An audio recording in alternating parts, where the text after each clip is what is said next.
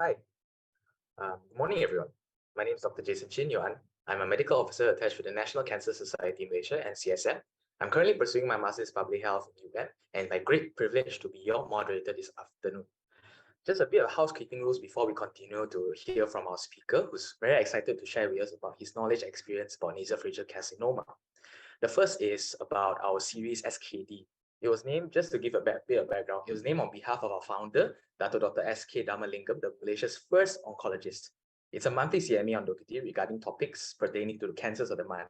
It's usually at the end of each month, and today is no exception as we talk about NPC, which is the cancer month for April.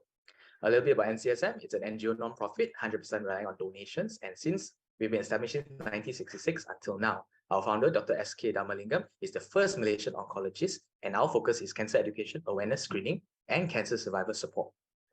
So, number 3, if you have any questions, please feel free to leave a comment in the Docwitty app, and the Q&A session will be at the end of this session. It'll last about 30 minutes or so, and any questions asked throughout the CME will be addressed during the Q&A. All right, without further ado, let me just introduce our speaker for today. We have an exciting speaker lined up today who has been generous to be sharing his knowledge and experience with us about nasopharyngeal carcinoma NPC. Dr. Lum Sai Guan, MD, DR, ORL, HSN, UKM, is an experienced Malaysian ENT surgeon with 16 years experience, particularly in the ORL, specializing in head and neck oncology, benign neck mass excisions, rhinology, otology, and pediatrics. He's registered in the National Specialist Register with a special interest in NPC, snoring, sleep apnea, and swallowing rehabilitation. Currently, he's working in the ORL department, ENT department, as a specialist in HUKM or UKM Medical Center. He holds a medical degree and did his specialization both in UKM, and he has been gazetted since 2018. His previous work experiences were in Selangor, Johor Bahru, and Batu Pahat. He has also authored and co-authored 13 publications, presented 2 papers, and these publications cover various topics in ORL. He was presented in the 13th Malaysia International ORL HNS Congress in conjunction with the 7th Conference of Asian Society of Head and Neck Oncology in 2021. Today, he'll be giving us an amazing CME titled Nasopharyngeal Carcinoma, Early Detection Saves Lives, covering on the basics of NPC, indications for referral, EBV screening tests, consequences of late diagnosis, and treatment of NPC. Therefore, let's get excited as we welcome Dr. Lum Sai Guan. Hey, good morning, everyone. Thank you very much, Dr. Jason, for the kind introduction. Yeah, before I start, let me share my slide.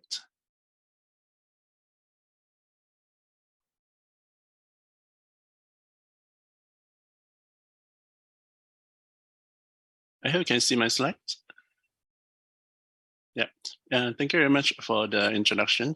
And my name is Dr. Lum Sai Guan. I'm an ENT specialist and head and neck surgeon based in Hospital Chancellor Tuanku Mukris, UKM Medical Center. And my special interest in nasopharyngeal carcinoma. I understand that majority of the participants today are healthcare professionals, and I welcome any question regarding the topics. The topic today is nasopharyngeal carcinoma, early detection, save life. So cancer is just a generic term for a large group of diseases that can affect any part of the body. And this cell, it tends to grow out of control and abnormal. And then it multiply and form a tumors, which can be a benign or malignant tumors. And when you call it malignant tumor, means that these cells are cancerous. And these cells tend to spread or invade nearby tissues, and it can metastasize or travel to distant sites and form metastasis in site distant from the primary tumors. And this behavior we don't usually see in the benign tumors. And clinically, the definition of a cancer is a large group of malignant diseases with the following characteristic: is abnormal cell proliferation by a series of cellular genetic alteration and translocation. And this cell, there is lack of control growth and the division, and they tend to invade the tissues in close proximity to the tumor cells. And these cancer cells tend to spread or metastasize to distant sites and establish a secondary tumor focus in tissue distant from primary site, for example, the lungs, the liver, and the bone. And cancer cells can involve any tissue of the body, and these cancer cells are a specific characteristic that it evades from the body immune systems and also from the natural cell death, the apoptosis program. A little bit about the cancer statistic worldwide. We have every year about 10 million cancer deaths worldwide every year, and actually 1/3 of these cancer deaths are preventable. But the problem is many of these cancer presented late and in an advanced stage. If we can detect the cancers early and treat it effectively, all this 1/3 of it at least is preventable. And another problem is majority of these cancers death occurs in low and lower middle income countries. And this death and loss causing a lot of economic loss, nearly more than $1 trillion. A little bit on the cancer incidence in Malaysia in year 2020 from Global Scan. So you can see every year we have about 48,000 new cases, and nearly half or 50 or 60% of the new cases, the mortality rate approaching 50 or 60% of the new cases. And we can see from the main cancers are the breast, colorectal, and lung. Nasopharynx is the 5th most common cancer in our population. From the National Cancer Registry from 2012 to 2016, NPC is the 5th commonest cancer after breast, colorectal, the lung, and lymphoma. And but the percentage is actually quite small, only 4% of the total new cases. April of every year actually is the Nasopharyngeal Cancer Awareness Month, when we tend to organize activities, awareness programs to increase awareness, and not only among the public, but also among the healthcare providers regarding the early symptoms, how to diagnose NPC, and when to refer NPC, those suspected NPC patients to ENT. So, before I go further, it's very important we understand the anatomy of nasopharynx. Nasopharynx is a site at the back of nasal cavity, and where and it's below that is oropharynx.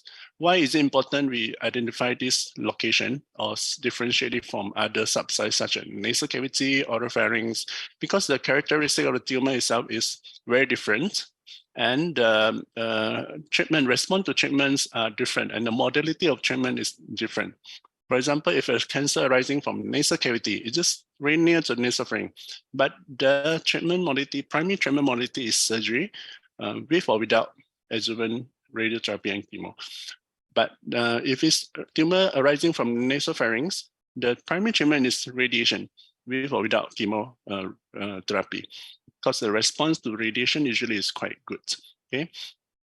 And if you can see from this diagram also, if the tumor arising from nasopharyngeal region, it can spread anywhere in close proximity with this tumor. If you go spread further up, you go to the brain or skull base, that it will involve a lot of cranial nerve, causing cranial palsies, and may involve laterally going into the orbits, causing eye problem, or more laterally into the ears, causing a hearing problem.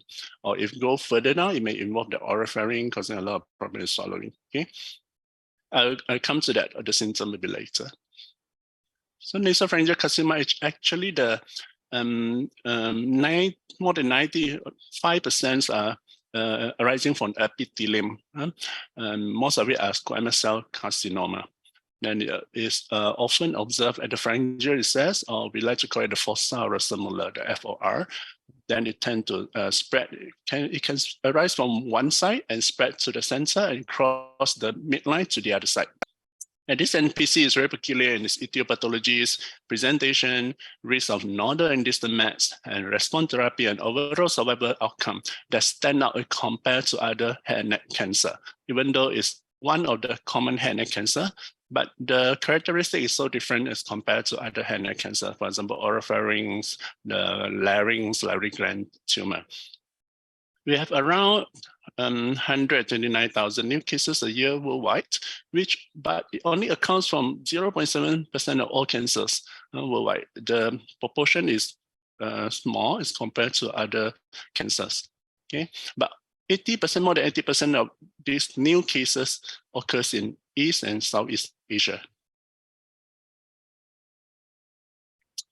And NPC is quite peculiar in its geographical variations. It has very high incidence in Southern China and Southeast Asia, nearly 80%, and about 10% in Africa. The incidence range about 20 to 30 per 100 population, and it's more common in male, 6.4 in 100,000 as compared to female. And other region, not so common in Asia, such as Japan, and most of the Western country, and especially Latin America. We rarely see NPC in that region. So we can see from this diagram, it's very common in China, especially the southern China, the Guangdong area, the Hong Kong, Taiwan, and Southeast Asia, Vietnam, Indonesia, Malaysia, Singapore, Philippines are quite common. And also a bit part of Northeastern Africa. But 85% of all these new cases are diagnosed in Asia.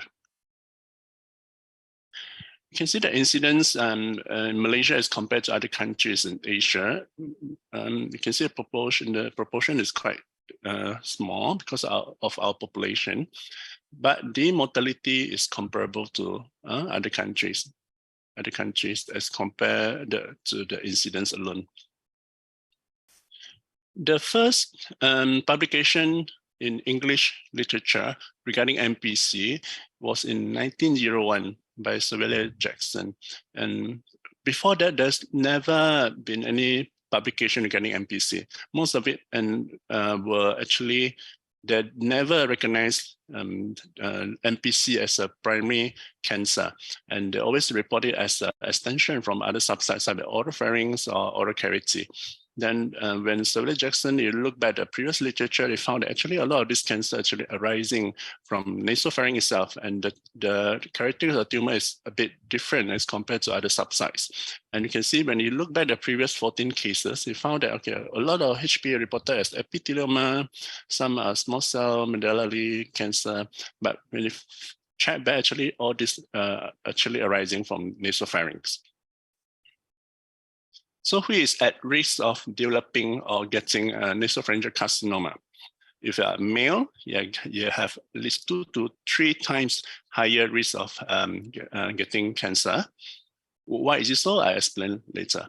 And if your age, if you are more than 40 years old, and ethnicity, if you are Chinese, you have much higher risk as compared to other races in our country. If you are the native of Sabah Sarawak, especially Bidayuh, they carries a very high risk, followed by Malay.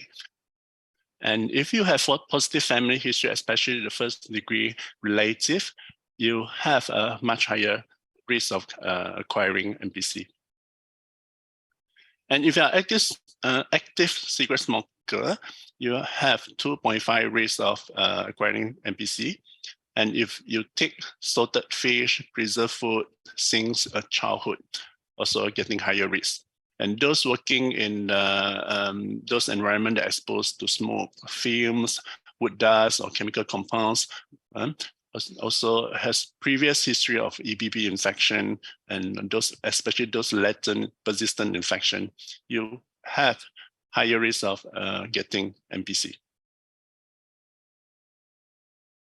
The ratio of male to female among NPC patients is about 2.5 to 3. I mean, every 2 to 3 patients of male, you get 1 female patient of NPC. So it's very much common in male as compared to female. This could be due to the different lifestyle and environmental risk factors, especially smoking and exposure to all these carcinogen at the workplace. Old age is also a risk factor. We can see a lot of majority of the patients are in 50 to 69 years age group. And also these are all related to the exposure of the carcinogen in the early life. But in the endemic region, in our country or in China, Asia country, it's not uncommon if you see NPC patient in young age group, less than 40, 30 plus, 20 plus. The youngest patient that I have seen is 11 years old in a pediatric patient. Okay? And this pediatric patient, if the NPC, the tumor tend to be more aggressive, tend to be spread early, invade intracranial, cause cranial palsy early. And from the National Cancer Registry in Malaysia, you can see the majority of the patient with NPC are in 50s to 69 years age group. And you can see the incidence is lower in younger age group, but it's not uncommon. It's not uncommon to see in our population. Gender, the age standardized rate of male is much higher. You can see it's 5.2 as compared to 1.9 in female. As mentioned, NPC is very common in Asia region, especially Southern China and Southeast Asia. It's also a bit common in certain part of Northeastern Africa, Middle East, and also the Arctic region. Lifetime risk among Chinese is 1 in 108, and Malay is lower, 1 in 341. Okay. Bidayo in Sarawak carries much higher risk. There were specific studies on this group of population that found that the risk is much higher, even higher than Chinese. Okay? And also certain population in certain parts of the world, for example, Nagas and Inuit in the Arctic region. You can see from also from the National Cancer Registry, the ethnicity male is much common, 8.6. As compared to female, 2.9. But if we compare to other countries, especially China, the age standardized ratio is very high, especially in Zhongshan cities. 25 is much more higher. But our rate is almost comparable with other Asian countries, especially Singapore. It's around the same. And it's interesting to know that if let's say you have a Chinese that from the Southern China with high risk against the NPC, when you migrate to other countries, those with non-endemic region, especially in the US, Latin America, for example, you still carry high risk of NPC, even though there's a lot of cultural assimilation. You live as in the Western people, you eat the diet of Western people, but you still carry the high risk. But our study also shown that the risk of developing NPC tends to become less from generation to generation. That means when you migrated, the first and second generation is to carry high risk, but as it goes more, there's more cultural assimilation, the risk is getting less. The same thing happens when the people from Western country, they migrate to the China, for example, the Southern China, when they start to eat the local food, or they have live as if local people, the risk of getting NPC is slightly higher than those people staying in their own country. All these factors are because of the combination of genetic and also the diet and also the environment factors, which I'll explain a bit later. So people live in Asia and Northern Africa and Arctic region, where this NPC is very common. Typical diets are very high in salted fish, for example, and salt cured meat, starting from early age. This is very important. We tend to take all these things from young age, starting from childhood. And when all this consumption of all this salted fish, preserved food, and cured meat have a very high association with increased risk of NPC. So the odds ratio can go up to 2.4 and 3.1 respectively. What's the reason? Because in all this food, they contain very high content of nitrates and nitrosamine, which is a carcinogen. When you have all this carcinogen accumulated in the body, it can cause mutation in the cells, in the DNAs of the cells. And all this carcinogen also is a precursor to activate the EBV from latent infection become entering the lytic phase. They proliferate more and cause more cell infection with EBV. So studies also shown that if you consume salted meat once a month since childhood, you have twice increased risk of NPC. But also newer studies found that the NPC in those endemic region in southern China, in Singapore, they actually declined. The incident declined yearly around 1 to 5%, probably because of the newer generation that they were taking less and less this kind of diet, especially shorter fish or this preserved food. Okay, they are more health conscious, so the risk they find is less.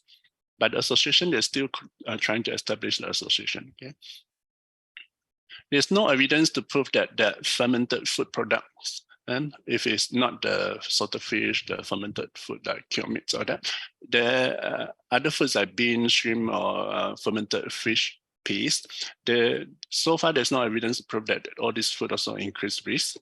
But other studies found that if you take a lot of diets high in nuts, fruits, vegetables, and low in meats and dairy products, it may actually help to lower the risk of NPC as high as 40%.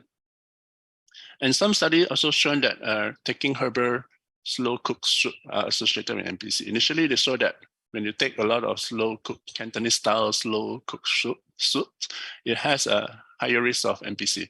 But later they studied that actually, if you take this herbal soup, you have decreased risk, where this herbal component actually can inhibit the EBV reactivation. But many of these studies are done in China. But other studies in Taiwan, Philippines actually show no direct association. So actually more studies are required to establish the relationship. Genetic factors. So genetic is one of the main key factors of people developing NPC. So the main problem, the main gene that identify is the HR gene at the chromosome 6, the short arm of chromosome 6. We find this at the major risk loci. Smoking, getting high risk as high as 60%. The risk increased 1 to 2% for every pet year of smoking. And the chemical compound in smoke, it may reactivate EBV infection. When you smoke, a lot of this chemical compound goes in not only the oral cavity, but it can go also to the nasal cavity. It interfere with the EBV latent infection in the epithelial cells of the nasopharynx. So the same thing goes, the heavy alcohol consumption associated NPC, but this is more commonly seen in Western country, US and Europe, those non-EBV endemic, non-EBV associated NPC area. And if you are working in the environment that has prolonged exposure to wood dust, heavy metals, film inhalations, chemicals, especially and those in the textile industry, also study has shown that the workers at higher risk, as high as 20-fold, developing nasopharyngeal carcinoma. EBV, one of the newer interests or the thing that we would like to discuss about NPC is EBV, associated EBV with an NPC. EBV was first identified by Michael Anthony Epstein. He is actually a pathologist, a British pathologist, together with his master student, a PhD student, Yvonne Barr. So they found this EBV in Burkitt's lymphoma tumor cell in the population in Africa. So they named it Epstein-Barr virus. It's a DNA virus in the herpes virus family, and the genome was fully sequenced in 1984. But if you study the EBV, you can find that almost nearly all, or nearly 95% of the population worldwide has history of infection with EBV. But the question arises, why there are so many people have history of infection with EBV? Why not everyone has or develop NPC in their later life? So only a small percentage of this population actually eventually develop cancer. That means the cancer transformation, it involves actually a complex virus and host interaction. And also, it's not the single or the sole factor that causes you developing NPC. It involves other co-factors. Okay. EBV actually exhibit dual tropism, and it remains, and usually infect the B cells, but not normal nasopharyngeal epithelial cells. Okay, most of the time it remains latent in memory B cells, and then it undergo lytic reactivation to produce multiple infectious virus, which then will form and conjugate with the epithelial cells. And our body T cells, cytotoxic T cells, will constantly check and regulate this proliferation of EBV infected cells. So in normal person with intact immune response, this infected EBV cell will be detected by T cells, and that eventually undergone apoptosis and necrosis and die. So only a small percentage of this cell remain in latent phase and escape the immune system. But this, what happened in those patients, for example, with epithelial cell with genetic alteration? So this genetic alteration, and it supports the EBV infection in latent phase. So it causes all this EBV infected cell to stay in the latent phase and persist in the cells, and if later on it facilitates its transformation into the cancer cells. And this EBV infected cell has a very strong, or these are very strong. They have a very enhanced survival skills against the natural cell death, apoptosis, and also it enhances growth in the inflammatory stroma. It can avoid being detected by the host immune system, and it has higher stress resistance. It induces more inflammatory cytokines in stroma, which support the growth of the cell itself and remain in the latent infection. In other words, these cells, some sorts of like immortalized. It will remain there, and it will never die. And later on, if any trigger stimulate it, it will tend to be reactivated and it proliferate. The association of EBV infection and NPC was discovered based on patient serology, and previously a lot of study on doing on the serology of EBV on NPC patient. They find that the serology are higher in this group of patient, mainly the antiviral capsid antigen, IgA, and also the early antigen. The presence of EBV DNA was later identified by in situ hybridization technique, and 99 majority of the patient, 99% of the NPC endemic region in South Asia and Southern China are of non-keratinizing subtype. See, this cell is provide a good cellular microenvironment to support latent EBV infection. Okay. And later on, this latency express EBV genes such as EBV encoded small RNAs and nuclear antigen, latent membrane protein, and all these genes play a role either as an oncogene. It can induce further DNA damage, promote growth, or drive malignant transformation. Here you can see that this, if the EBV, most of the EBV, if when it's infected the cell, is actually in lytic phase, but it's normal human immune response, it will be detected by the T cell and be destroyed. But when this virus enter the latent infection, it can evade all this immune response. But when they remain in the latent phase, there has a chance that it can be reactivated by other triggering factors. So all this, actually that in NPC, we can divide into the three main etiological factors. Besides genetic susceptibility, you have diet and dietary habits and environmental factors, and also EBV infection. But all these factors, it doesn't stand alone. It's an intricate interplay between all these factors when it comes to the pathogenesis of NPC. Okay, that means you don't necessarily, if you have one of the risk factor, it doesn't make you definitely you will develop NPC. Okay, you need to have other factors to come into play. So you can see that if And as we mentioned, geographic distribution with the distinct ethnicity or NPC, you indicate that there's some genetic susceptibility play a role in NPC. And majority of these are HRA class 1 gene at the short arm of chromosome 6.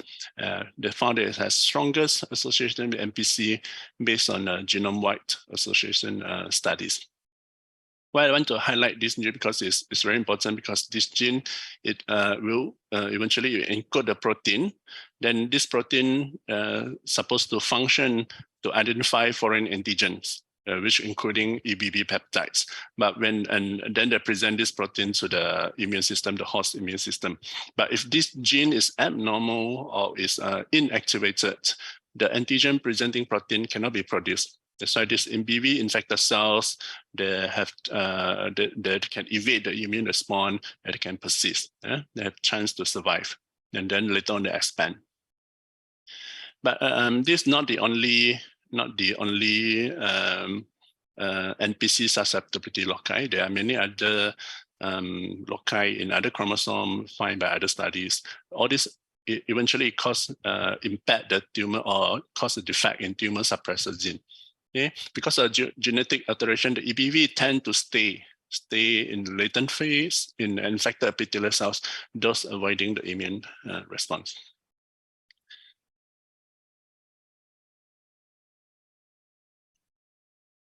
Around 10% of the Chinese NPC patient show familiar clustering. I mean, you tend to have NPC patient among your relative, the second, third generation among your relative have developed NPC, and also we tend to query why healthy fit athlete, why they develop NPC, but that's why later I find that genetic predisposition or genetics is not the only reason why you develop NPC. Why Lee Chong-wei developed NPC, we don't exactly know, but it's not a single factor that caused him to develop NPC. There are many other factors that come into play. So other factors like sharing common environment risk factor, for example, you're taking the same diet or is exposed to the same risk factor, make it for higher risk of developing NPC. For example, when you ingest salted fish, you tend to share it with your family members. When you have use of incense stick, everyone in the house will be exposed to the same carcinogen. Nasopharynx is a transition area, consists of mixture of epithelium. So according to WHO classification, they are keratinized, non-keratinized, and the undifferentiated subtype. In those Asian countries, almost 95, more than 95%, almost 99% in our country and including in China are of those non-keratinizing undifferentiated subtype. And this type is strongly associated with EBV infection. And the good thing is this undifferentiated subtype has better radio sensitivity. That means it responds to the treatment better as compared to keratinizing subtype. So the common presenting symptom, I'll talk about common presenting symptom. It's very important. I like to highlight this because it's the main thing, it's the main one of the most common presenting symptom the patient go to primary healthcare. So if you can detect this early, refer early, patient can be diagnosed early and receive treatment earlier. So the first and commonest symptom is neck mass. Okay, is the neck mass developed because of the metastatic cervical lymphadenopathy. It's common at the upper lateral neck. We call it in ENT, we call it level 2 of the neck. Level 2, it may further extend out to level 3. And if you palpate the node, it tends to be matted, multilobulated, well-defined margin, very firm, sometimes can be quite hard. Okay, and this mass tends to be painless unless it has a secondary infection or the mass is expanded too fast, that has a central necrosis component. You undergo degeneration in the center of the node, then it could cause a bit of pain. But it's not like very painful as if a neck abscess kind of pain. Okay. The tumor initially can be, the neck mass can be unilateral, but it can be bilateral because the tumor in nasopharynx is considered as a central structure. It can receive lymphatic the lymphatic drainage go into both sides of the neck. Initially, if it's more confined to one side of the fossa orophylla, you tend to see that the neck node on the ipsilateral side. But if the tumor expand bigger, you can develop both neck swelling. Okay, for example, in this is very common, as high as 80% is the first presenting symptom of NPC patient. So in this picture, you can see this patient and with a huge, actually it's a bilateral neck mass, but bigger on the right side, extend from the upper lateral side, just below the ear lobule, extend down to until nearing along the sternocleidomastoid muscles, near touching the clavicle. And so when you palpate, this mass is quite well defined, lobulated surface, it's not tender. So the first impression is a middle-aged man, especially Chinese, come to you with neck mass like this, please consider metastatic lymph nodes and commonly from nasopharyngeal carcinoma.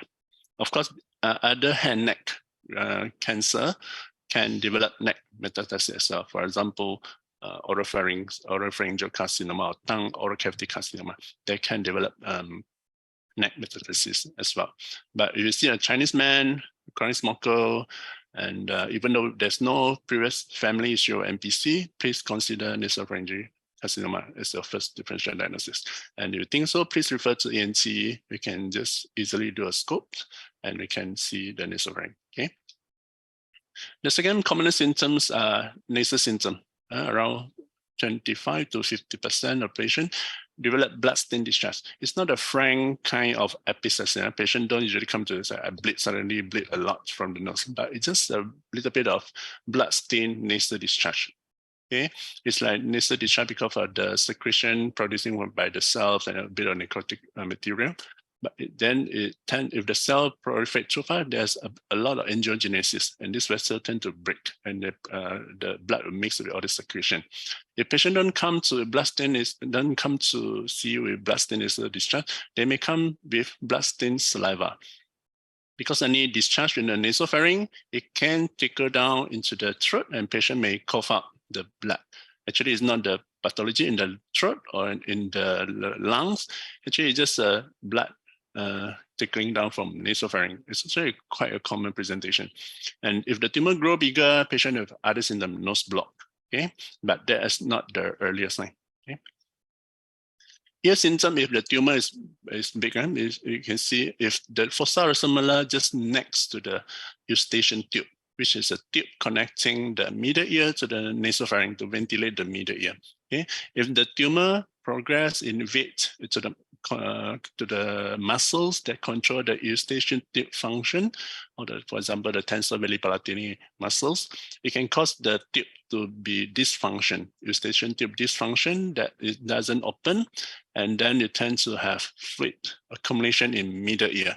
That's when patients start to come to you with some ear symptom, and this symptom tends to be unilateral at first. Patient comes to say, my ear a bit blocked, I can't hear very well, there's something blocking my ear. Then patient may hear some noise in the ear, tinnitus in the ear, and later on, if it's getting worse, the hearing may, as the fluid accumulated more and more in the middle ear, the hearing will be getting less and less. It's not as common as other symptoms, but can go as high as 48%. The eye symptom is a late sign. Late sign when it's either the tumor has direct extension into the orbits that involve the extraocular muscles, or it goes higher up into the skull base, that causing patient have a cranial palsy. So the patient may come to you with diplopia or double vision, especially the lateral side. The first nerve that tends to be involved is the cranial nerve 6. Patient will say when you look at the lateral side, you see double vision, but it's okay when you look straight ahead. So double vision at the lateral gaze. Okay, and if it's later on, if the tumor, if already involved the optic nerve, the cranial nerve too, patient will develop blurring of vision. So if patient has blurring of vision, it's a bad sign. I mean, the tumor has already infiltrated into the optic nerve. It's a late and bad sign. Even though after treatment, we treat the tumor, patient vision is not reversible. Usually it be permanent. So that is not so common, around 10 to 15%. Neurological symptoms are late signs. Most of the time because of the tumor extension into the skull base. Foramina, especially the skull base foramina, they extend further up to coronal sinus, where there's a lot of cranial nerve there, or even worse, they extend into the brain parenchyma. So patient come to you with dysphagia because of the cranial nerve 9 and 10 involvement, aspiration because of the paralysis, aspiration and hoarseness because of paralysis of vocal fold and vocal cord, and also numbness of face because of involvement of trigeminal nerve. If the tumor causing erosion of bone at the skull base, it can cause a very bad headache. Okay, but all these are late symptoms. You don't wait until patient develop all these symptoms. They don't really diagnose. So early referral to ENT is very important. If you suspect any ENT, any MPC, patient come to you with neck mass, with a symptom, nasal symptom, please refer to us. We can do actually quite a simple and quick examination. We'll get a full history, including a family history, any risk factor.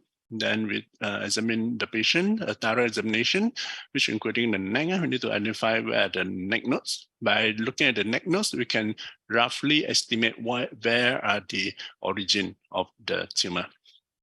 Okay, and then we check the other sides, the throat, see any problem, the ear, any middle ear effusion, and we perform a nasal endoscopy. A simple nasal endoscopy we can see the nasopharynx clearly, both sides. Okay, I'll show you a video later. So I show you an example of this. It's a man, it's a 60-year-old man, Malay, come to us for bilateral neck swelling for 6 months, associated with blocked nose, right ear, reduced hearing. So when you look at the patient, you see patient have bilateral neck swellings more on the right side. Okay, right side extend from upper neck, lateral side extend to lower side of the neck. And the left side, there's also another smaller swelling at around the level 2 to 3. So you may wonder why patient come to see doctor after 6 months. The swelling has been so big the 6 months. So the reason is patient actually has been visiting few GPs. They're visiting few GP and it's going from one to another. And it was told that, okay, this might be just an infection and they treat with antibiotic and we observe, see how it do. So if a patient come to you with a neck swelling that does not respond to antibiotic and persists more than 1 month, please think of metastatic lymph node. Okay, please think of metastatic lymph node. It's very important. If it doesn't resolve, doesn't respond to antibiotic, a metastatic lymph node won't respond to antibiotic treatment. It's not a simple cervical lymphadenitis due to URTI. Okay, if it doesn't respond, please refer to us. Sometimes patients just come to you with neck swelling with no other symptom, no nasal symptom, no eye symptom, no ear symptom, just neck swelling. Please refer to us. We can do a further examination. So true enough, when we look at sorry, let me play the video. So when you do the nasal endoscopy, you can see a tumor. So I'll stop here. Let me orientate. This is a nasopharynx. This on the right side of the nasopharynx. You're supposed to see the torus here, and here's supposed to be the opening of the eustachian tube that leads to the middle ear. So this cleft, you can see a cleft here. Here's the fossa racemula. So this is where MPC tend to arise from. Okay, so in this patient, you can see all this mucosa abnormal. It has tumor here involving not only the fossa racemula, actually involve the torus and involve the opening of eustachian tube. So I try to look into the nasal cavity. Actually, this is normal. This involve a bit of even the roof. Actually, tumor not only here, it crossed to the posterior pharyngeal wall and crossed to the other side of the nasopharynx. That's why patient develop bilateral neck swelling. And why patient has, we look into the left side of the nostril, you can see the tumor, all these are tumor. All these are tumor that the tumor extends from right side extends to the left. Okay. And why patient have reduced hearing? Because the tumor has blocked the eustachian tube. When you look at the ear, you can see the tympanic membrane is normal, but you can see an effusion of fluid in the middle ear behind the tympanic membrane. Why is this so? Because the tumor has been blocked or invade the eustachian tube. The eustachian tube is collapsed, so this fluid will build up in the middle ear. Then patient can be reduced hearing. Okay, see another case. This 35 years old Filipino male also come with us with bilateral neck swelling for 1 year. He has been keeping it for 1 year. Then he has other symptoms such as blood stain, nasal discharge, and also he has double vision for 1 month. That makes him to come to the hospital. He has been keeping the neck swelling for so long. He has visited few GP, but the main reason it has been referred actually was he was given referral to our center to see us, but he didn't come because he was worried of the cost issue. So eventually, only when he finally developed all this vision problem, then only he come. So you see the neck, there are bilateral neck swelling also. It's quite diffuse, and first you see upper lateral neck. With the tumor further grow, it can extend lower down from upper neck to lower down. Okay, then we check the ear. Okay, the ear tympanic membrane is abnormal, it's retracted. You can see the fluid in the middle ear. There's middle ear effusion. So when you check at the eye, you can see the eye. This lateral gaze to the left, the lateral gaze to the right. You can see there's limitation of lateral gaze on the right eye.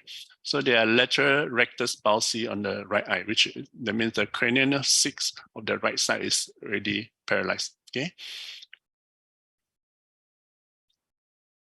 So this is a late sign, it's a bad sign. So when we look into the nose, yeah, you see a very big tumor. You're feeling the whole nasopharynx, not only nasopharynx, extend anteriorly involving the nasal cavity. So you see it's so narrow because tumor is involved. All these are tumor. Okay, the tumor in the nasopharynx, the whole tumor, you can see the surface is a bit irregular, a lot of prominent small vessels because of angiogenesis. All these are not a normal nasopharyngeal mucosa. Okay, and it's not adenoid. You shouldn't see an adenoid tissue in an adult, a big adenoid tissue in an adult. Okay, when you see to the other side, the left nostril, you can see a lot of slough tissue, and you can see all these are tumor. It's not only on the right side, it extends to the left side, and the tumor also block the eustachian tube opening. Okay. So when you do a bit of suction, yeah, it tend to bleed. All these tumor tissue are quite fragile. When you touch with suction, it tend to bleed because of a lot of all these small vessels, all these angiogenesis. Okay.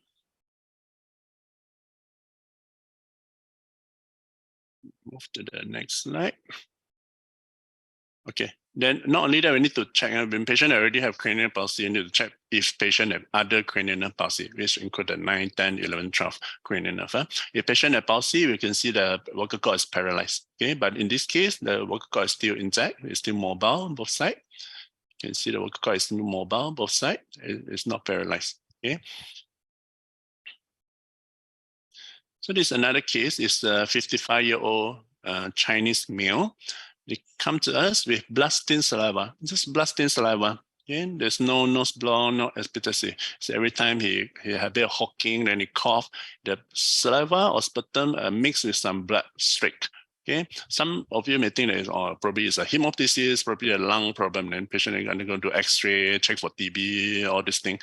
All these things, if come back negative, if the symptoms still persist, please think of other things. Rather than just a lung issue. Maybe sometimes it can be due to anything from the tongue base, oropharynx or nasopharynx. The tumor may break, proliferate, and there's a surface blood vessel that breaks, that causing bleeding, minor bleeding. Then patient will tickle down into the throat, then patient cough out the blood. Okay. So you see what happened in this patient when you examine the nose. Okay, the same thing. It's a tumor. It's a nasopharynx. This fossa aurosimilar, you see a bulging here, a tumor here. So the tumor surface is very irregular, a lot of very fragile. When they touch a bit, we stuck a bit, it tend to bleed. Okay, that's why patient, all this blood will trickle down, before flow down into the throat, and then patient cough out the blood. Okay. So we can no longer see the opening of eustachian tumor because the tumor is big, invades the opening of the eustachian tube. Then patient will get some hearing loss, conductive hearing loss on the same side. We look at the nasal cavity. Nasal cavity is still okay. The tumor just confined to nasopharynx. Okay. The other side, we look at the nose, a bit of deviated septum. But when you look into the nasopharynx, yeah, this side is still okay. You can compare to the cancerous side. On this side, you can see a well-defined cleft. The opening of eustachian tube is still there. That means the tumor has crossed to the midline, but it haven't involved the contralateral side. Okay. So see the next one. So what happens if we see a tumor? We need to establish a diagnosis. Even though the clinical finding is almost, you can confirm it is a MPC, but we need to have evidence to say this is a nasopharyngeal carcinoma. We need to differentiate what the type. Even though 95% are non-keratinized, undifferentiated subtype, we have to take a biopsy and send for histopathological examination and further immunohistochemical stains. Okay, so we can just simply do a very simple procedure under local anesthesia. You spray, then we take a biopsy for that. We can take a biopsy. You bleed a bit, but the bleeding will stop. Okay? It's just a minor bleeding. It will stop. So we want to make sure you take a good sample. Usually take a few bites on the tumor surface. Make sure you get a good sample specimen so that the pathologist has more sample for further staining. You can see a bit of bleeding there from the tumor, but it can be controlled very well. So what the further patient has been diagnosed with, let's say, is MPC. Next, we need to do is to stage the disease, see how what is the extension of the disease locally, any regional lymph nodes involvement, how best they involve, and the most important to see any distant metastasis. The common organ that the MPC tend to spread to distantly is first is the lung, followed by liver and bone. Okay, and it's important we cover all this region to see any metastasis. Then you do blood tests to see renal or liver function. So you need to have a baseline hearing test because if later on patient receive treatment, all this treatment may cause complication or side effect to the hearing. Fine needle aspiration, sometime we do fine needle aspiration cytology of the neck swelling. If we don't really see a gross tumor in the nasopharynx. But if patient comes with neck swelling with tumor in nasopharynx, it's actually adequate to just take a biopsy in the nasopharynx without doing the fine needle aspiration cytology. It's just a complementary test to confirm it's a metastatic lymph node, but it's not always necessary. If you take a biopsy from the nasopharynx, we don't need to do a fine needle aspiration cytology. Unless the primary tumor is very subtle, we cannot really identify by endoscopy, then we can do a fine needle aspiration to the neck swelling, the neck node, metastatic node, and they will see under slide. Then this will show some atypical cells. They can tell us that this cell is cancerous, it's a carcinoma, most likely a metastatic carcinoma by staining. Then if it tells us, they really need to look hard into the primary tumor site. It can be from any subsite in the head and neck region. And if the tumor is big, contrast-enhanced CT scan is adequate. You must at least cover the skull base until liver. Until liver, at least we can see the liver, the lungs, the neck nodes. So in this scan, we can see that the tumor actually quite big. It's mainly at the right, rising from right nasopharynx, but extend to the contralateral side, the left side, and it actually extend up. You see the skull base bone, the bone of the skull base has been eroded, and it's even worse that it actually extend into the brain parenchyma. So it's an intracranial extension. This CT scan actually is that patient, that Filipino guy that I shown before. The patient come with double vision. So you can see the tumor actually extend high up. That's why patient had eye symptom, cranial palsy. And you can, if you see at the neck, there are multiple enlarged neck nodes bilaterally. Okay. And in this patient, there's no distant metastasis, but there's the prognosis is not good because there's already eye involvement and intracranial involvement. And so back to the EBV. So I think in primary care, you see a lot of patients come to you. They will do health screening. And then they come to you, they say, oh, doctors, I do this tumor marker, they call it tumor markers. So that's health screening told me that my EBV serology is high. So does it mean I have cancer? So we receive a lot of reference. Patient come with this complaint. The patient are otherwise asymptomatic. It's just that they went for health screening. They take a package that include a tumor screening, which nowadays they will include EBV serology, the antiviral capsid antigen IgA. They take it as a part of the tumor screening. So what does it mean if patient come to you, let's say a Chinese patient come to you high IgA against VCA? Does it always mean that patient has MPC? Not necessarily. So this specific anti-EBV antibody, especially the viral capsid antigen, the early antigen, the nuclear antigen, are actually quite common even in healthy patients. So study found that healthy people in endemic region has a higher seropositivity of this EBV. Okay, increased antibody level, it doesn't mean that you have cancer, but it means that you have much higher risk, up to 20 to 34 of higher risk of getting MPC. Okay, why is this so? Because this EBV and tend to occur several years before you actually, or patient actually develop MPC. So you tend to have a high EBV level for before even the cancer or the cell have malignant transformation into the cancerous cell. Which means that the EBV seropositive may have a role in the pathogenesis of MPC. So it doesn't mean that a patient has high EBV serology, doesn't mean the patient has cancer, but they are at a much higher risk of developing MPC later on.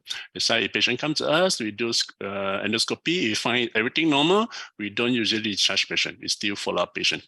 Okay, at least for a few years to see any risk of patient developing cancer later on. So common EBV serology testing on immunoglobulin A against the viral capsid antigen, the early antigen, or EBV nuclear antigen 1 by immunofluorescence or ELISA test. So there are several large-scale serological screening, mainly in China, which demonstrated actually elevated antibody level in MPC patient since early 1980s, okay, with the detection rate around 2 to 7%. The commonest marker used is viral antiviral capsid antigen (NGA), which present long before the occurrence of MPC, as I mentioned before. So this seroconversion was found to precede the onset of MPC as long as 19 months. The patient have EBV positivity, then only 19 months or 1 year, more than 1 year later, only patient develop MPC. But you see at the studies, in China, they undergo or they conduct this population-based screening. So they screen, if you see from the first study, they screen 148,000 healthy population by viral capsid antigen IgA. The test was positive in 2.4% of the population. I mean, even they are healthy, they can have positivity EBV serology, but only a small percentage, only 0.04% out of this positive EBV serology actually has MPC. Other tests, other studies also shown that the MPC detected from their screening program actually not higher, 0.04 to until 0.1% only. So that's why we can't really recommend wide population screening by using EV serology, because the cost effectiveness is still not there. You pick up a lot of positivity, but those with NPC actually just consists of a very small amount. So it should be more targeted. It should be more targeted if those with high risk, having high risk of getting NPC. The screening should be more targeted rather than a population-wide screening program. So a screening study in Hong Kong on family members are NPC. So if they have family member with history of NPC, they screen this high-risk group, which showed seropositivity, sensitivity, and specificity of 83 and 87%. Okay, I mean the relative risk of NPC is about 30%. And there's a significant higher proportion of this patient that are detected at much earlier stage 1 and 2 disease as compared to stage 3 and 4. So this group of patients, they are reported to have higher disease-free interval. If they detect it early, they have a higher disease-free survival rate. But they found that actually the cancer-specific survival and over 5-year overall survival is not really statistically significant. Okay. But bear in mind that this study actually is based on the it's not a mass population screening program. It's just based on this selected high-risk patient. Okay.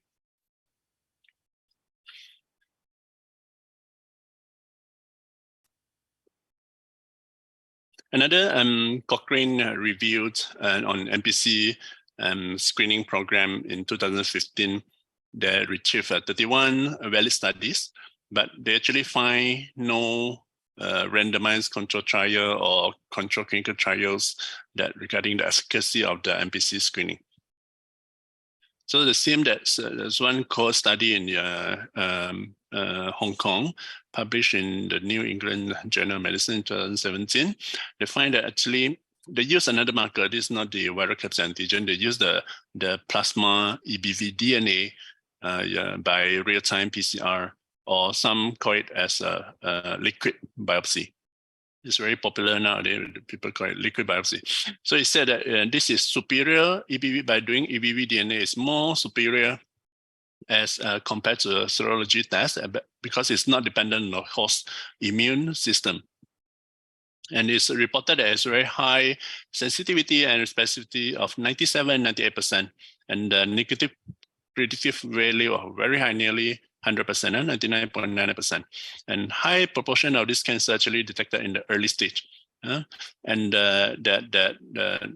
all these are showed as a superior progression-free survival. Another meta-analysis showed that they do analysis of 27 case control study and core studies, and find that sensitivity and specificity of EBV actually quite high. EBV DNA is slightly high compared to the viral capsid antigen. And plasma DNA and EBV have high accuracy of diagnosis NPC, okay, as compared to serology tests. Okay. So what the guidelines says about the usage or the screening program for NPC patient?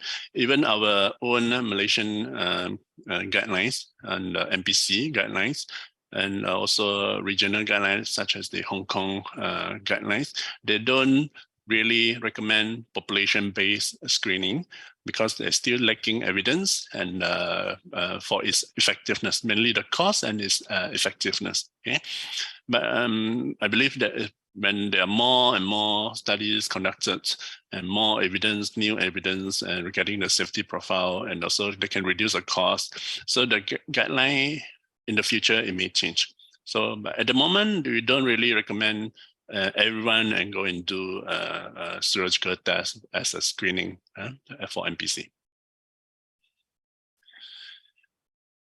And as mentioned, the serological test has low sensitivity and specificity. Plasma EBV DNA is higher sensitivity and higher specificity, higher accuracy. And also, there are some local studies done for plasma EBV DNA. Actually, it's a very good indicator for the response, to see the response of the patient to the treatment. And also as a method of prognostication, means we can compare the level of EBV before, during, and after treatment. Then you can see how patient is at risk of residual disease or recurrent. Okay? It tells you about the patient response to the treatment and risk of residual and recurrent disease. If a patient comes to us, if a patient completed treatment, the serological or the plasma, the plasma DNA level is still high, that means patient actually are not really responding well to the treatment. Even though the tumor may shrink, but the tumor may grow back after that. So there are other use of or other recommendation that regarding the use of vaccine for EBV infection. Since EBV, is a risk factor for MPC, just like HPV is a risk for cervical cancer or oropharyngeal cancer. Can we give vaccine to prevent this tumor or not? But until now, there's no licensed EBV prophylactic vaccines available in the market. As compared to EBV, as compared to HPV, HPV is very well established regarding its efficacy and the cost effectiveness in preventing cervical CA. Okay. Most vaccine manufacturers actually focus on this EBV glycoprotein 350, which is present on the surface of the virus and virus-infected cell. So it's a principal target for neutralizing antibody production. And the trial conducted mainly focused on the post-transplant lymphoproliferative disorder. And the trial showed that the efficacy of vaccine in preventing NPC actually is not easy, considering the time of the patient to have EBV infection and the time when the patient developed cancer. So it has a long gap in between the EBV vaccine, EBV positivity, and until patient develop cancer. So it's not easy. If you prevent infection, doesn't mean patient won't get later infection. So there's one phase 2 randomized double-blind control trial on recombinant EBV vaccine. It shows that there's 98% of seroconversion, and it can actually reduce the rate of infection mononucleosis by 78%. However, this antibody that form, it does not really prevent further EBV infection. So even though you have this antibody, but it doesn't mean that you won't get another EBV infection. Okay, they postulate that because of this reducing viral loads, that might reduce the risk. Even though they say that your viral load is reduced, it may reduce the risk of getting EBV, getting EBV-associated malignancy, which includes the MPC, but it's not well established yet. So the staging for MPC, you can see is not only the the tumor itself, the nodes involvement by the size, the laterality of the node involvement, and also the metastasis is very important in the staging. So in our population, you can see mainly this is a statistic in 2012 to 2016. You can see that the majority is still in stage 3 and 4. And as if just here, look at the male, actually nearly 70% detected in stage 3 and 4. So we consider as advanced stage as compared to early stage, stage 1 and 2. Only about 30% are in stage 1, stage 1 and 2. So you can see the gender and the staging. Majority still, you find even almost the same, male and female. You find majority are in stage 3 and stage 4. Imagine I mentioned before that if a tumor is very obvious, we can just do a contrast enhanced CT scan. But if the tumor is very subtle, we want to see the soft tissue delineation better, we can do an MRI with contrast. You can see better the soft tissue involvement, the parapharyngeal space, the muscle involvement, the intracranial involvement, and orbit involvement. And nowadays, a lot of nuclear medicine facilities available. Patient can do a FDG PET CT scan. You can pick up a hypermetabolic focus in the body, especially it's good for detection of distant metastasis. If any distant metastasis in the lung, in the liver, it will be shown as a hypermetabolic focus in the PET scan. Treatment of nasopharyngeal carcinoma is I can say it's quite straightforward, but actually it's involve multidisciplines. It's not only ENT and oncology and radiotherapy as well. Because you're not only treating the patient for the cancer, we need to treat that possible complication or side effect that may arise from the treatment later on. And this radiotherapy to the head and neck region actually can cause a lot of long-term complication. So our team actually not only from ENT, refer to oncology for treatment, radiotherapy, and sometimes we need to discuss the imaging techniques where the patient needs a PET scan. We may discuss with a nuclear medicine specialist. And before radiotherapy, patient need to see dental surgeon for dental clearance because a risk of osteorenal necrosis of the jaw. And the patient needs to have a baseline hearing test. Patient may have dysphagia or speech problem after treatment. And it's very important to build up patient prior to treatment because any chemo radiotherapy will cause patient to lose weight quite significantly. And it's not good to have weight loss during treatment because they may cause the treatment progress may be altered. Yeah. The mainstay of treatment for non-metastatic disease is still radiotherapy, with or without chemotherapy. If only stage 1 disease, that means the tumor is only confined to nasopharynx, there's no significant positive neck nodes, then you can just treat with radiotherapy. Not only to the nasopharynx, you need to treat the neck as well, cover the neck, because they may already have some micrometastatic disease to the neck. But if patient already have a big neck positive nodes, that means at least stage 2, 3, and 4, patient will need at least a chemo radiation, concurrent chemo radiation. Okay. And in our treatment setting, most of the time we give a photon-based RT. And with newer techniques, now we are in intensity modulated RT, which is better compared to previous 2D or 3D conformal RT. Okay, because of reduce, you can the radiation dose will be more concentrated around the tumor site and less side effect to the nearby or surrounding structure. Thereby, patient have less long-term complication to the brain, to the eye, to the hearing, to the swallowing, or that. And also it showed that the photon-based RT is actually quite good. It's good enough for the treatment itself. It showed a good 5-year local regional and overall survival rate. If you are very rich, like our badminton player, very rich, you can go to overseas to have a proton radiotherapy, which is much more expensive. And we don't really have a proton therapy in our country. I'm not mistaken. I'm not sure if private have it or not, but we have it in Singapore. It's very expensive. The good thing why they want to spend so much on proton therapy because has much less side effects compared to photon therapy, because the entry and especially the exit dose is minimal. I mean the radiotherapy effect is more concentrated on the tumor itself.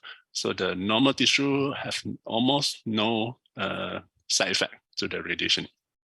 That's a very steep dose fall-off effect of a proton therapy. So people try to reduce the people looking more and more into the avoiding long-term complication of radiotherapy. So there are some suggestions, see whether stage 2 disease, is it just adequate to give radiotherapy without chemotherapy? But the evidence is still not well established. There's still ongoing clinical trial. The chemotherapy is important. We must give chemotherapy for local regional advanced disease, okay, at least stage 2 to stage 4. So how do you give chemo usually? And according to guideline, we need to have at least CCRT, concurrent chemo radiotherapy with adjuvant chemo. But nowadays, we tend to give more induction chemotherapy for around 3 to 4 cycles, then followed by concurrent chemo radiation. So it's proven it can reduce, or it can have benefit on the local regional control and also overall survival rate. Okay, and new study also that find that actually if you only give adjuvant chemo, induction chemo without CCRT, actually there's no benefit. You only give chemo without later on chemo. Some say, I want to prolong patient and to control the tumor. If you don't complete the treatment, you only give chemo only without CCRT. Actually, there's no survival benefit. You only cause side effect complication to the patient. Okay. There are also trials show that there's no improvement if adjuvant chemo added to CCRT alone. Okay. Now they tend to give induction chemo followed by CCRT. Induction chemo is very good because it can eradicate the micromets earlier, and it can improve distant control. If those that micromets means that when you do imaging is not identified, but patient may already have metastasis in other organ, just that it's not picked up. Patient has no symptom, it's not picked up in the imaging. Okay, and this micromets, it may proliferate and may grow further. And even though you have completed treatment, later on it may still grow. So it's important with induction chemo to control these micromets, and not only the regional side, but the distant side. Induction chemo is usually well tolerated by patient. They have side effects, but it's usually well tolerated. We can have medication to treat this side effect. For example, nausea, vomiting, lethargy, all this. Okay. Now, very common patient and myelosuppression. If have, we can also wait for a while, then until patient normalizes, we can continue. So studies show that it improves 5-year overall survival, the disease-free survival, especially in local regional advanced disease. And the common drug they use is cisplatin plus 5-fluorouracil. If patient have already metastatic disease, we need to consider second line of treatment, gemcitabine and cisplatin. If the disease already metastasized, that means it's a stage 4B disease. So the treatment should be individualized. So even patient have metastatic disease, doesn't mean that patient has no cure. Okay, that means that we give out on patient, you tell patient, the disease already spread to other organ, so you just wait for the tumor to progress and wait to die. No, actually, it depends on how big is the tumor volume, how big is the metastatic focus volume. If the volume, let's say a patient has lung mets, is very small volume, actually it's still treatable. It's still treatable. There are many options together. Some of this may respond to chemotherapy, but if let's say it's very focused to one lobe of the lung, just one focus or two focus, we can ablate that metastatic focus by radiofrequency ablation. So if the favorite outcome is if patient have radical CCRT, the primary tumor, and ablative treatment to this oligomets area. Okay, and new standard is patient a recurrent or metastatic MPC, then you should give a second line chemo, gemcitabine and cisplatin. The patient is widespread metastatic disease, multiple focus in the lung, liver, bone, then the patient should go for palliative chemo, that's when it's mainly to control the disease progression. So, but you need to look at the patient status. If patient is very ill, very fragile, then the chemotherapy may actually do more harm than good. Patient may cause a lot of side effect complication than from the chemo rather than doing good. Okay. And now the newer thing people explore is immunotherapy, whether immunotherapy can be used for recurrent or metastatic MPC, any survival benefits of it. So overall prognosis, if it identified early, it's very important to stress again. If it's identified early, stage 1, you can go as high as 95% of 5-year overall survival.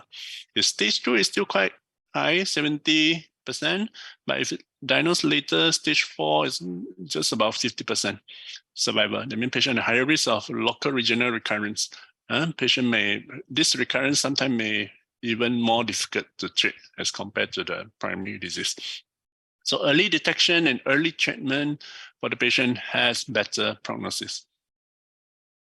So after treatment, we don't discharge patient. We see patient with NPC after treatment is a lifelong follow-up.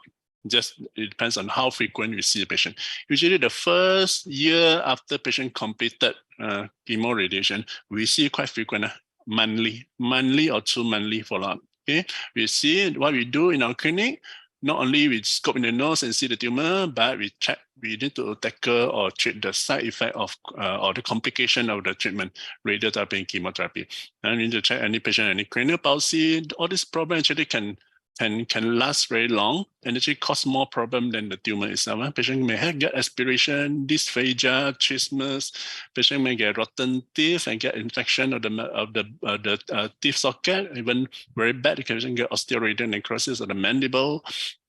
Patient may have hearing loss. They need to have augmented the hearing, and patient may have some swallowing rehabilitation. Patient is malnourished, need to be treated, and the patient may have hypothyroidism, which is not so common after MRT.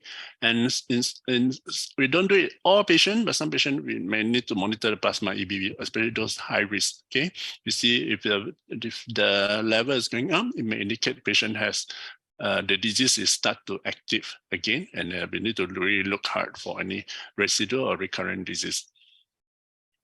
When you say residual disease, usually is within after 12 weeks, within 6 months of the completion of treatments. Why you don't treat, if you detect any residual tumor within 12 weeks, you don't really treat it, just give it a bit of time because there's some delayed tumor regression that would not actually affect the overall local regional control. So we let it a bit of time, let the treatment side effects settle, the inflammation settle. Then we suspect, if we suspect any residual disease, you need to re-examine whether you need to do imaging to restage the tumor. Okay, then you can see where's the recurrent site, whether residual site, whether it's this local residual or patient have residual at the regional site at the neck. All these can be treated but differently.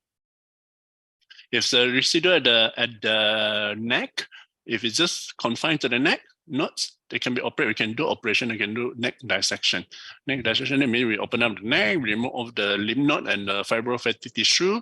If any structure is involved, let's say the sternocleidomastoid muscle is involved, we can remove the muscle.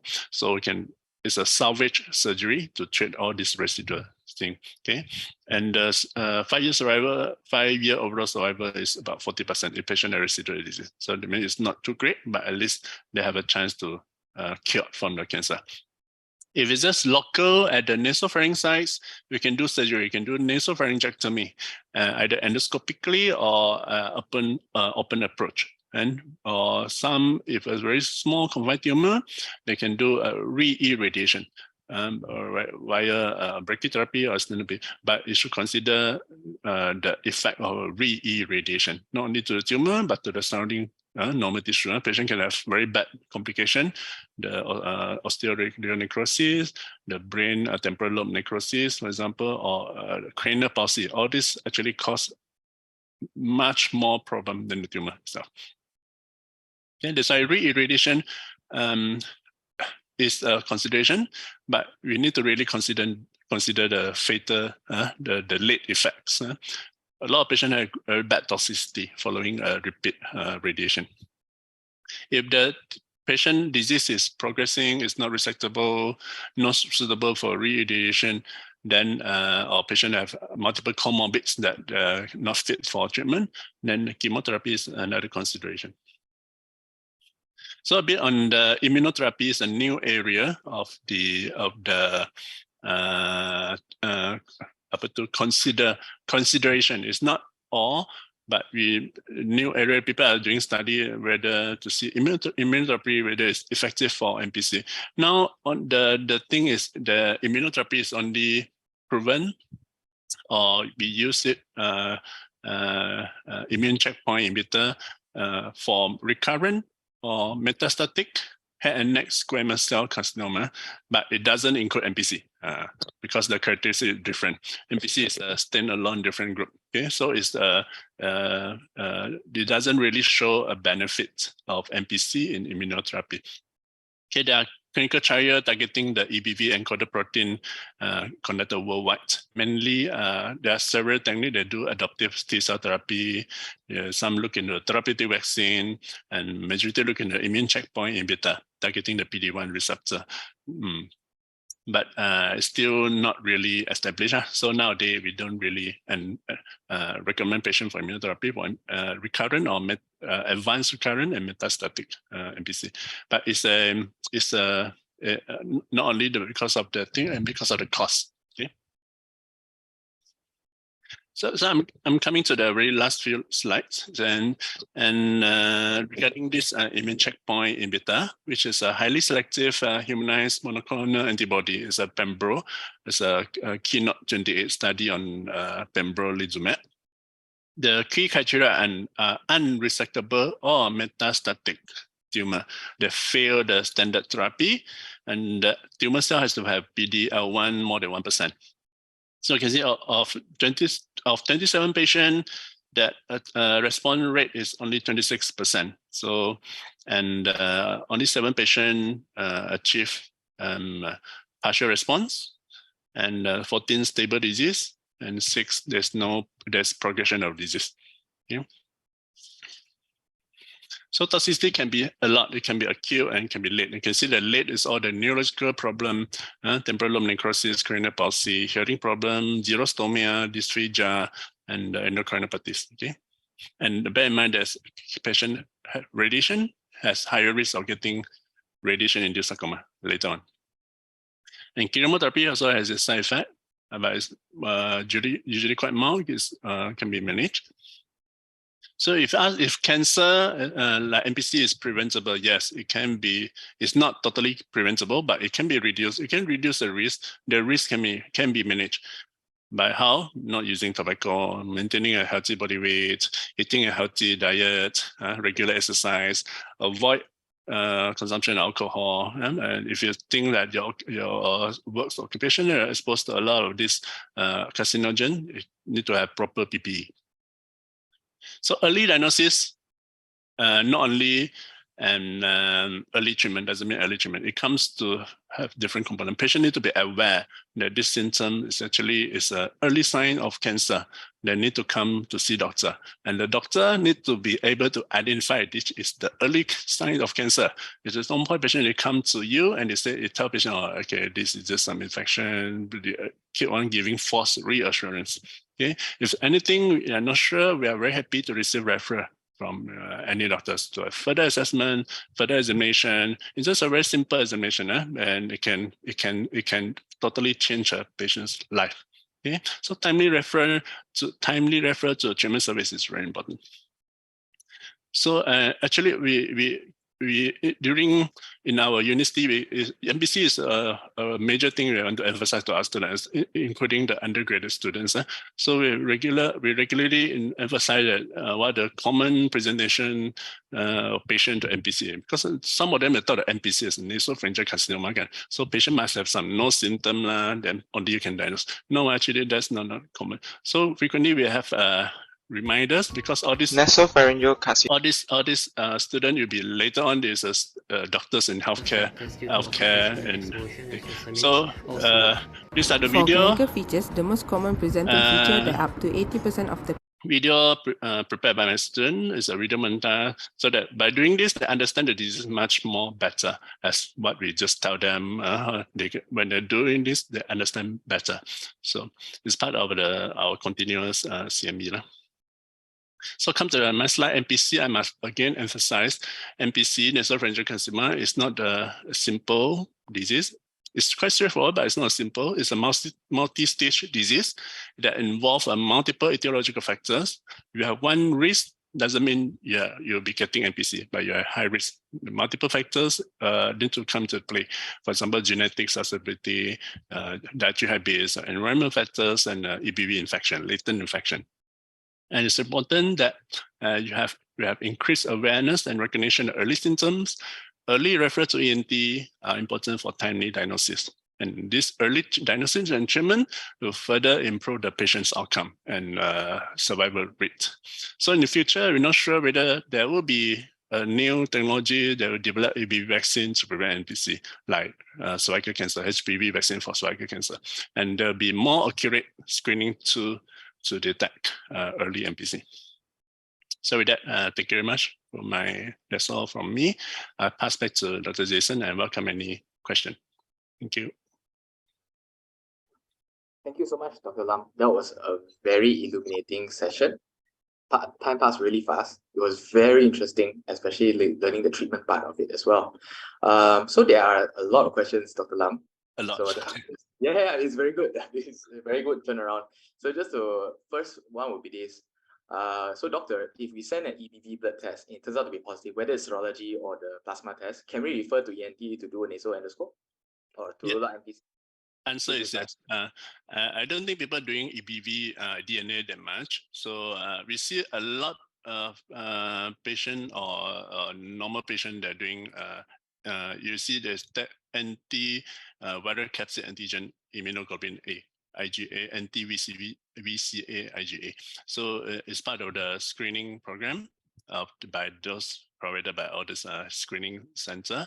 So actually can, you just refer, we let us scope and examine the nasopharynx. Yep, no problem. Thank you, Dr. Lam. So moving on to the next question. So this is from Dr. Isma Hafiza. She's asking, why do you think the recent number of cancers suddenly surged? Because a lot of experts say it's food intake, lifestyle habits, especially the younger generation. But what, in your opinion, why do you think this is happening? Why is cancer increasing? This doesn't refer to NPC alone, right?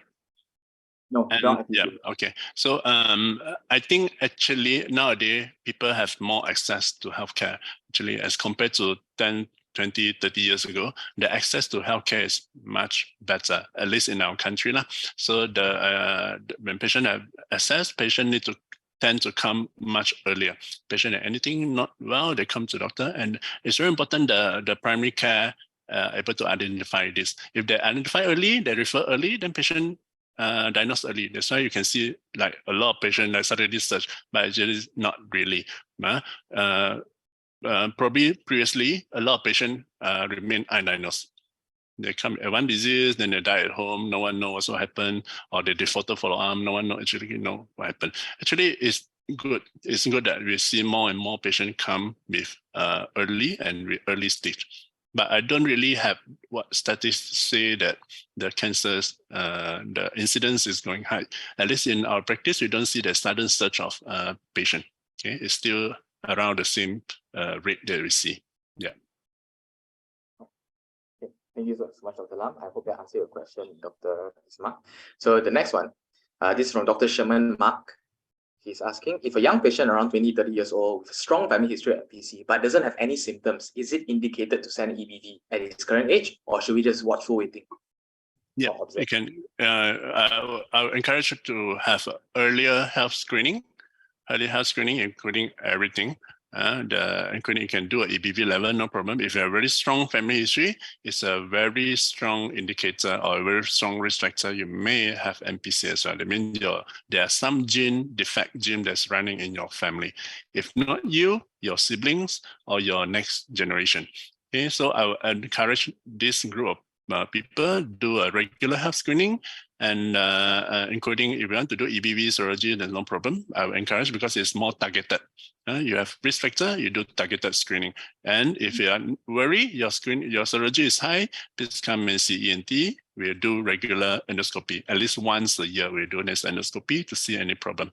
But I'll tell the patient, don't wait until 1 year. If there are any new symptom, don't wait until the appointment of next year. So when new symptoms suddenly develop a new neck swelling, a new nasal symptom, ear symptom, please come to us early. Then, yeah, you can pick up a cancer earlier.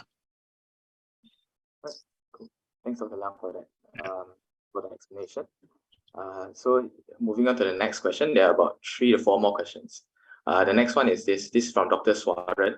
He's asking, he's working in the district hospital.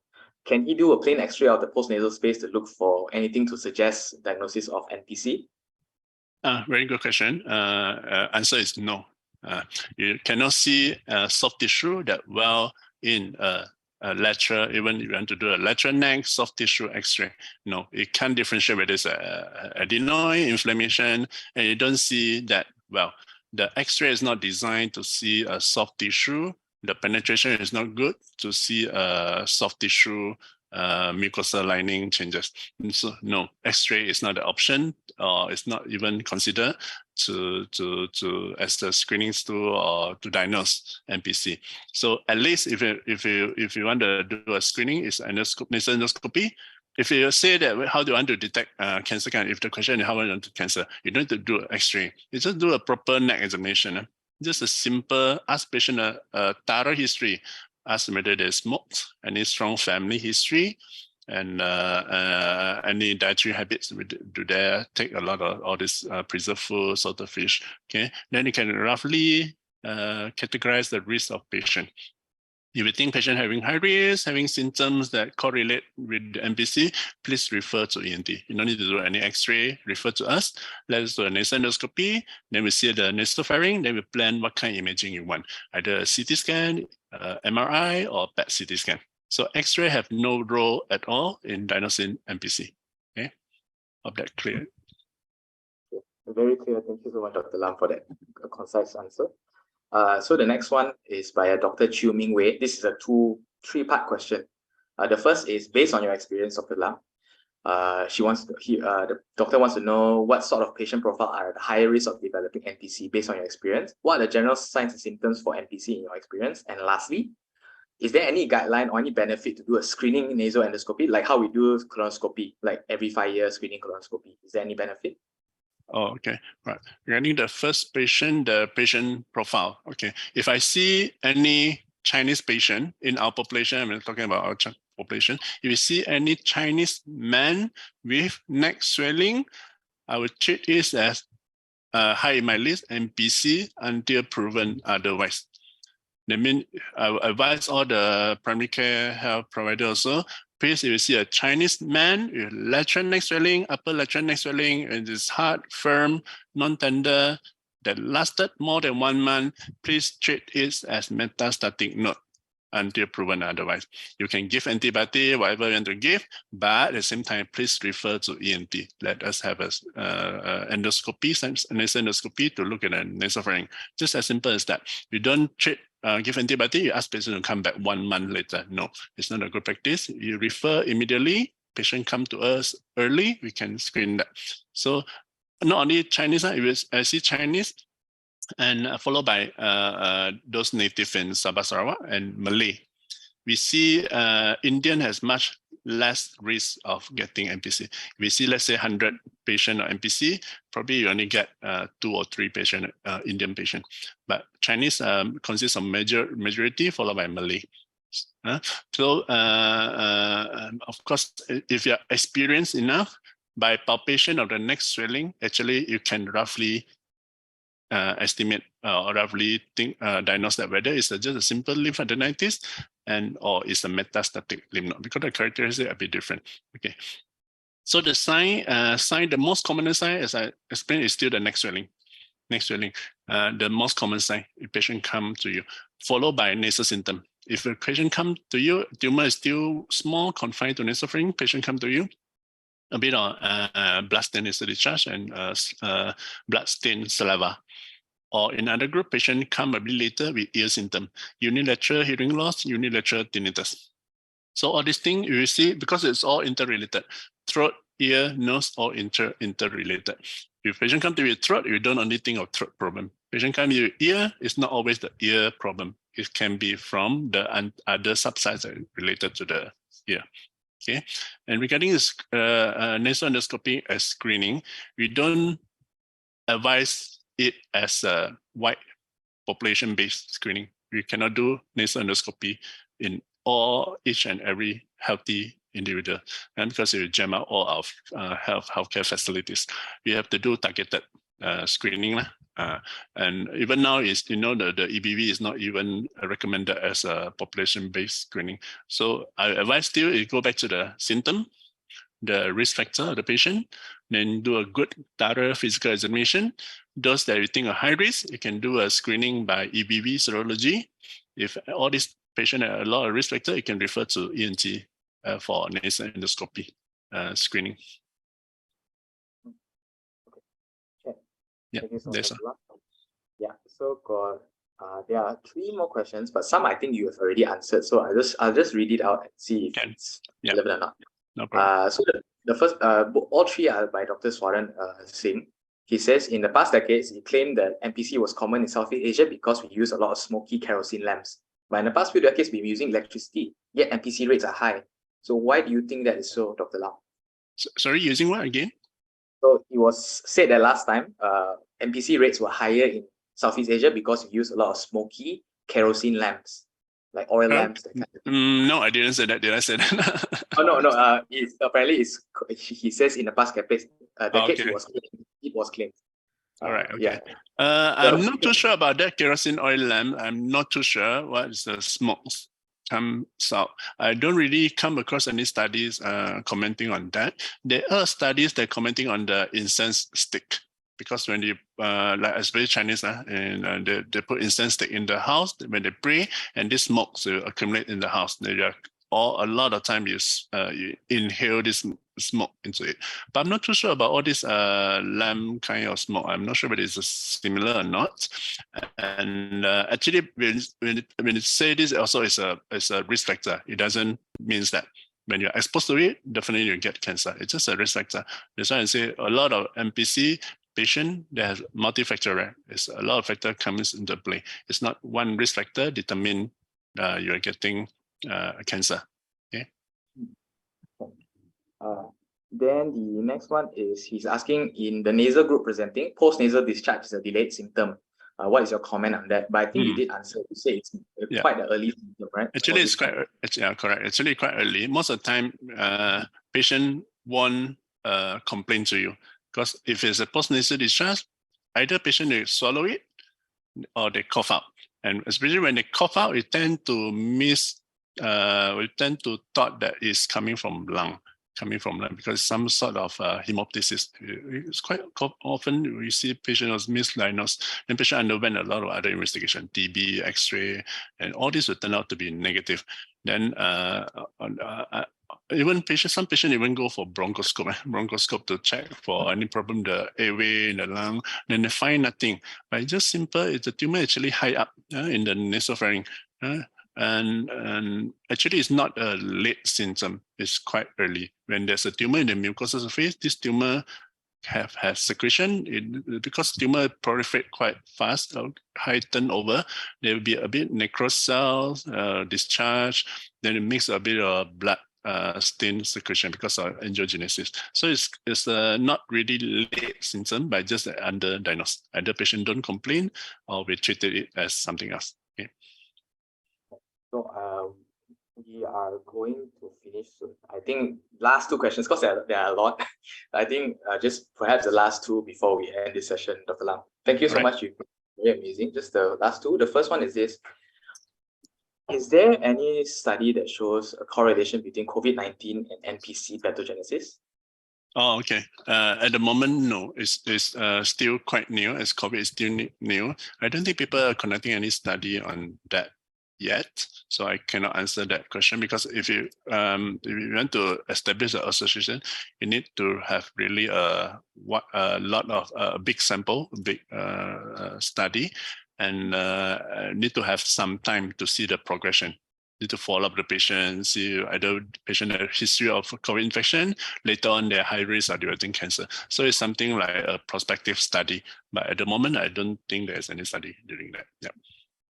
Something like core study, right, Dr. Lam? Yeah, it should be some core study. Actually, it's a good question because we don't know what's the effect of the COVID. Because COVID, it tends to have very high concentration in the nasopharynx. Okay, especially it stay in the epithelial cell, the nasopharynx. Actually, nasopharynx and otorhinolaryngologist, the concentration is high, but I don't know what's the long-term effect of it. Yeah. Right. Last question before we end the session. So is there a role of the HPV virus in pathogenesis of NPC, meaning human papilloma? Because recently, some salesperson have been approaching us saying that HPV vaccine can prevent nasopharyngeal cancer. And should we all take HPV vaccines regardless of our gender? If that's the case. Yeah, there are some studies actually trying to establish the relationship. They say there are some association, but the association actually is not strong, to say as strong as EBV at least. HPV is more related to other subsite of head and neck cancer, especially oropharyngeal cancer. So we have this group of HPV negative oropharyngeal cancer and HPV positive oropharyngeal cancer. Why is this important? Because HPV positive oropharyngeal cancer, not nasopharyngeal, HPV oropharyngeal cancer has generally better prognosis to treatment. Okay, they're very radio sensitive.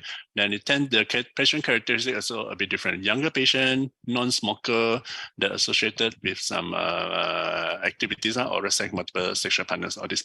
But in NPC itself, is still not as well established.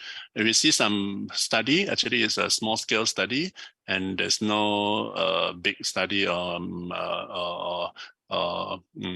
to prove that actually HPV cause NPC, that you take vaccine against HPV can actually prevent NPC. Yeah, still no evidence yet at the moment. Okay. So that's a wrap. Thank you so much, Dr. Lam, for your time and your sharing of knowledge and experience with all of us. I think it was very beneficial. And just to echo back your take-home points, the first is to know the signs and symptoms of nasopharyngeal carcinoma.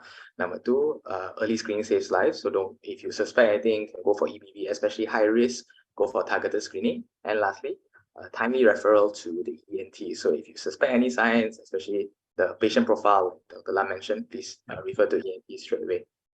Yeah, I agree. If anything they can remember, please remember this. This enough really. Okay. Yeah, I'll be happy if you can remember this, and we don't mind if you take a lot of referral after this. Yeah, no problem. You can refer to us. We can see the patient. No problem. Thank you very much. Thank you for the sharing session. I'm happy to share, and thank you, Dr. Jason, for your moderation. Thank you.